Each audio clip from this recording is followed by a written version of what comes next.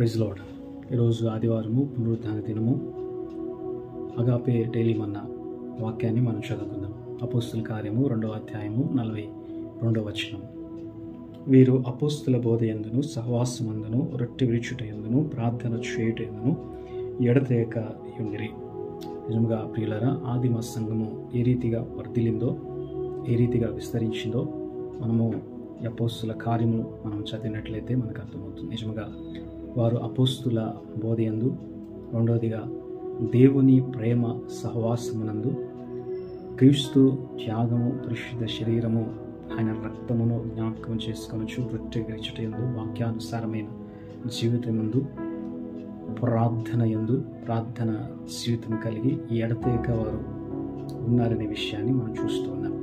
ఈ కడవరి దినాల్లో కూడా మనము, మన సంఘము, ప్రతి ఒక్కరు కూడా అపోస్తుల బోధయందు, దేవుని ప్రేమ సహవాసమందు, రొట్టె విరుచుటయందు, ప్రార్థన జీవితమునందు ఎడతెగక వర్ధిల్లాలని నేను ఆశిస్తూ ఉన్నాను, ప్రార్థిస్తూ ఉన్నాను.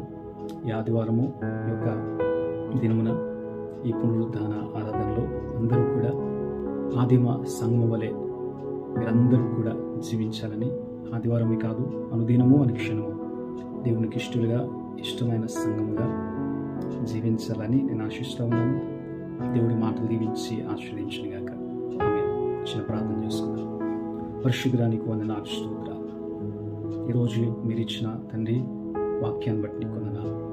అపోస్తుల బోధయందు, నీ ప్రేమ సహవాసం నందు, రొట్టె విరుచుటయందు, ప్రార్థన జీవితయందు ఆదిమ సంఘం ఏ రీతి అయితే వర్ధిల్లిందో, దాని ఆదిమ సంఘంను ఏ రీతి అయితే మీరు విస్తరింప చేశారో, ఇక్కడ దినాల్లో తని మా యొక్క సంఘాన్ని, మా యొక్క సార్వత్రిక సంఘం అంతటినీ, వీళ్ళందరినీ కూడా వర్ధింపచేయండి, విస్తరింపచేయండి, నీ రాకడ కొరకు సిద్ధపరచండి.